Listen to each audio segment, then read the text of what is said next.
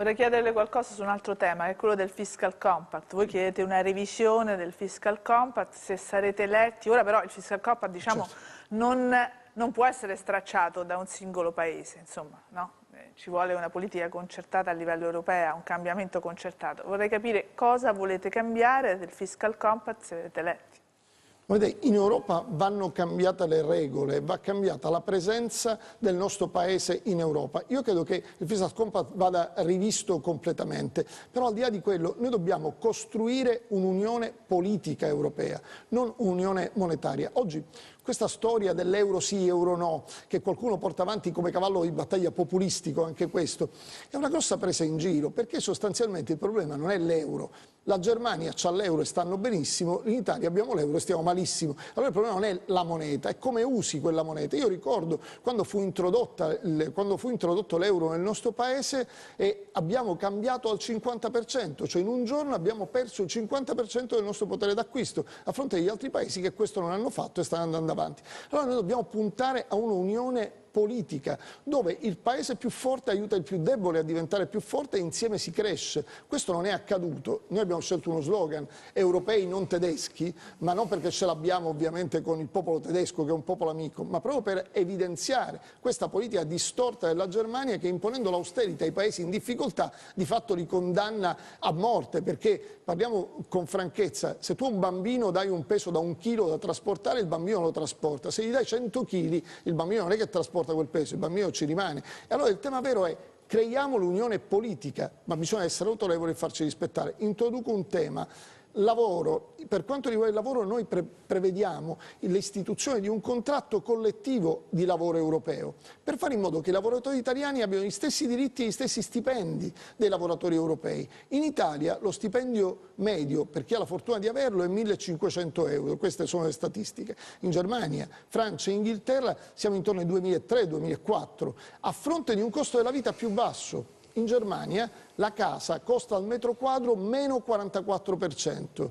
La famosa RC auto, che tutti noi quando dobbiamo pagare, devo dire, non piace a nessuno andarla a pagare, bene, in Italia costa il 50% in più rispetto alla media europea e sono magari le stesse compagnie di assicurazione. Allora il tema vero è: dobbiamo creare un'unione politica nella quale poter convivere, e allora tutte le regole devono essere poi rispettate da tutti, ma devono essere regole comprensibili e sopportabili per tutti, perché se no non si riesce ad andare avanti.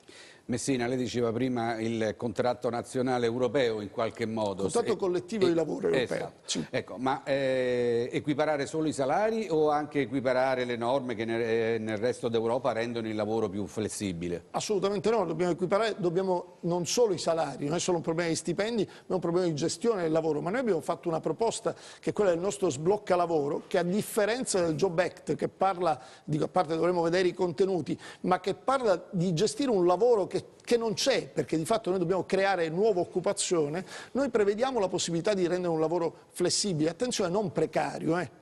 Cioè noi puntare sul precariato, lo sviluppo del nostro Paese non è assolutamente da condividere. Quel contratto di apprendistato, si è visto il litigio in Parlamento, rinnoviamolo 5 volte o 8 volte, ma il problema vero è solo quello: lo puoi rinnovare anche 10 volte, ma dopo 36 mesi sei sempre un disoccupato. Allora il tema vero è la flessibilità. Noi prevediamo, e do anche quella che deve essere la proposta, la nostra soluzione, la flessibilità in uscita tra i 60 e i 70 anni per consentire a chi vuole di andare via e aprire le porte a vera occupazione per i giovani. Senta Messina, abbiamo sentito dalla presentazione del vostro programma che voi chiedete che le banche in Europa diventino più solidali. Ecco, insomma, è un programma davvero molto ambizioso, delle banche solidali.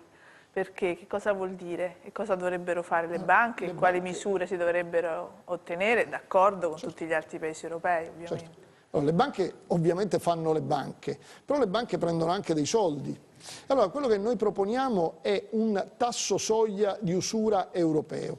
La Banca Centrale Europea, che poi prende i soldi dagli Stati, sono le nostre tasse che diamo in Europa, finanzia le banche dei vari paesi in Europa. Bene, il finanziamento ad oggi è allo 0,25, ma con molta probabilità scenderà addirittura allo 0,15 o allo 0,1, quindi un costo praticamente nullo. La prossima volta il prossimo ribasso è 0,0, cioè non c'è costo.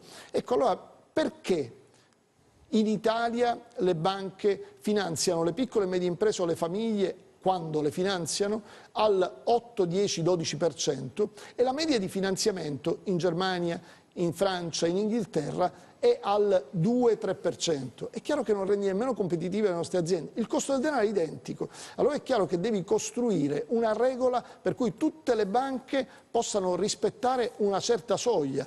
Il tasso soglia di usura in Italia è creato in Italia e vale per l'Italia. Facciamolo in europeo se dobbiamo essere cittadini europei e imprenditori europei. A quel punto mettiamo gli imprenditori italiani nelle stesse condizioni degli altri imprenditori europei. A quel punto vedrete che camminiamo insieme. Ecco perché prevediamo questo.